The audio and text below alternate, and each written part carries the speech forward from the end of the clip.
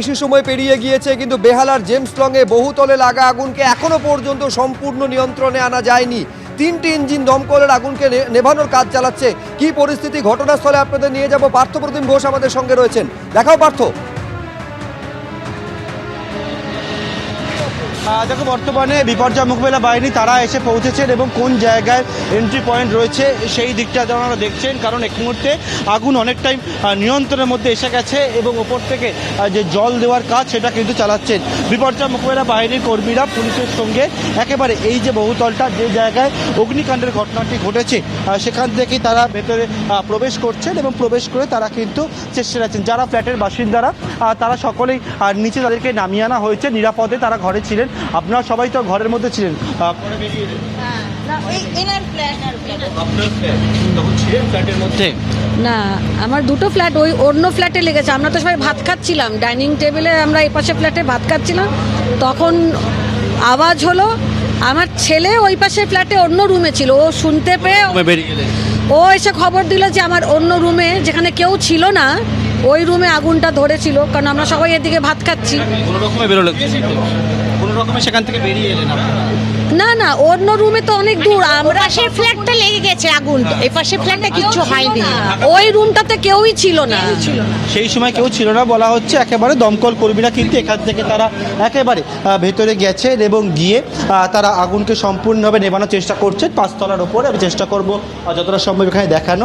এবং এই ফ্ল্যাট রয়েছে সেখান থেকে কিন্তু দমকল বিপর্যয় মোকাবিলা বাহিনী তারা ভেতরে প্রবেশ করেছেন এবং যারা ফ্ল্যাটের অন্যান্য বাসিন্দা রয়েছেন তাদের সবাইকে বের করে দেওয়া হয়েছে এখান থেকে, যাতে কোনো রকমভাবে বিপদ না হয়। এবং যে ফ্ল্যাটের বাসিন্দা তিনি জানাচ্ছিলেন যে বিষয়টি, সেটি হচ্ছে যে এখানে যখন অগ্নিকাণ্ডের ঘটনাটি ঘটে তখন ফ্ল্যাটের মধ্যে একটা ফ্ল্যাটে কেউ ছিল না এবং পাশের ফ্ল্যাটে ছিল এবং তখনই অগ্নিকাণ্ডের ঘটনা। দমকলের তরফ থেকে যে বিষয়টা বলা হচ্ছে, কোনো রকমভাবে শর্ট সার্কিট থেকে অগ্নিকাণ্ডের ঘটনাটি ঘটে থাকতে পারে। দেখতে পাচ্ছ একেবারে যেরকমভাবে আগুন নেভানোর চেষ্টা করা হচ্ছে। একদিকে দড়ি নিয়ে আসা হয়েছে বিপর্যয় মোকাবিলা বাহিনী, তারা যে জায়গায় অগ্নিকাণ্ড যে ফ্ল্যাটে, সেই ফ্ল্যাটের মধ্যে তারা প্রবেশ করছেন।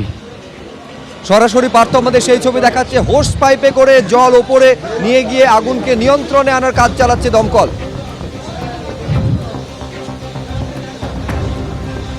একেবারে ফ্ল্যাটের ভেতরটা দেখতে পাচ্ছ সম্পূর্ণভাবে বশীভূত হয়ে গেছে। সেই ফ্ল্যাটের ভেতরের ছবি তুমি দেখতে পাচ্ছ এবং সেখান থেকে একেবারে দমকল কর্মীরা এখানে যে যে জিনিসপত্র রয়েছে।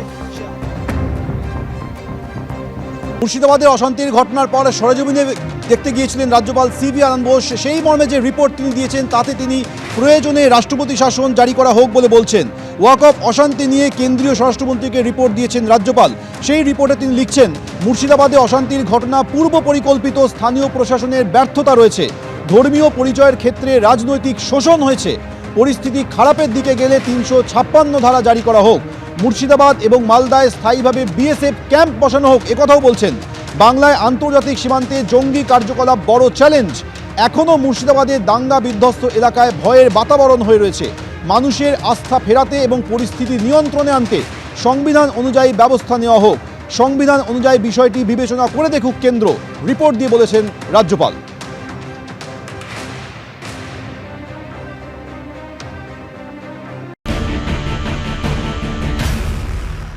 There is a total breakdown of constitutional machinery, total absence of law and order. মুর্শিদাবাদে যে ঘটনা ঘটেছে সেই ঘটনা পরিকল্পিত ছককষে আক্রমণ।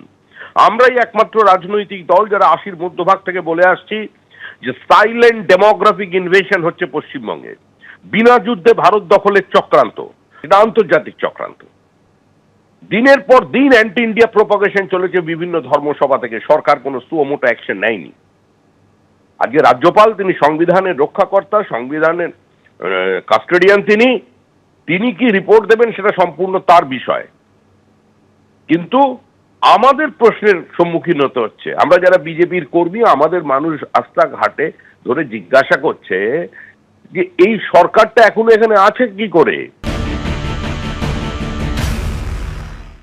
এটা খুব স্বাভাবিক সাধারণ কথা। পরিস্থিতি যদি খারাপের দিকে যায়, অর্থাৎ এটার মধ্যে কিন্তু এটা বলছে না যে পরিস্থিতি খারাপের দিকে চলে গেছে তাই রাষ্ট্রপতি শাসন জারি করা হোক। পরিস্থিতি খারাপের দিকে যায় তখন ওরা এখনো তার মানে রাজ্যপালের মনে হয়নি পরিস্থিতি খারাপের দিকে গেছে। পরিস্থিতি খারাপের দিকে যাকে মানেটা কি সেটা কিন্তু আমাদের কাছে স্পষ্ট নয়। আর যেটা শামসেরগঞ্জ বা যেটা ঘটনা, এটা আমরা প্রতিদিন তার প্রতিবাদ করছি এবং এখানে পুলিশের গাফিলতি এবং তৃণমূলের প্রচ্ছন্ন মদত, তৃণমূলের স্থানীয় নেতৃত্বের, আবার বলছি তৃণমূলের স্থানীয় নেতৃত্বের প্রচ্ছন্ন মদত এবং পুলিশের গাফিলতি, মানে পুলিশকে নির্বিকার করে রাখা হয়েছিল, পুলিশকে সেখানটায় সক্রিয় করা হয়নি। 5 ঘন্টা পর পুলিশ 5 মিনিটের রাস্তা অতিক্রম করেছে। এর পিছনে পূর্ণাঙ্গ তদন্ত হওয়া দরকার। অপরাধী যে ধর্মেরই হোক, যে দলেরই হোক, তাদের বিরুদ্ধে যথাযোগ্য শাস্তি হোক, এটাই শামসেরগঞ্জের মানুষের, মুর্শিদাবাদের মানুষের মতামত। মুর্শিদাবাদের মানুষ একটা কথা বলছে, অপরাধীকে তার জাত ধর্ম না দেখে তাদের বিরুদ্ধে ব্যবস্থা করা হোক।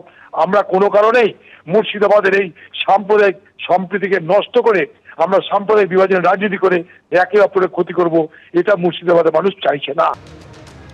মুখ্যমন্ত্রীর আপত্তি উপেক্ষা করে মুর্শিদাবাদ গিয়েছিলেন রাজ্যপাল সিভি আনন্দ বোস। তারপর সেখানে গিয়ে দুর্গতদের সঙ্গে তিনি কথা বলেন। নিজের চোখে গোটা বিষয়টি দেখার পর এবার কেন্দ্রীয় স্বরাষ্ট্রমন্ত্রীকে তিনি রিপোর্ট সাবমিট করেছেন। সেই রিপোর্টে বলছেন যে মুর্শিদাবাদের ঘটনা পূর্ব পরিকল্পিত পুলিশের ব্যর্থতা রয়েছে। মানুষের মনে আস্থা ফেরাতে, এলাকায় শান্তি ফেরাতে সংবিধান অনুযায়ী কেন্দ্র বিষয়টি বিবেচনা করে দেখুক। পরিস্থিতি খারাপের দিকে গেলে 356 ধারা জারি করা যেতে পারে, এমন বলেছেন রাজ্যপাল।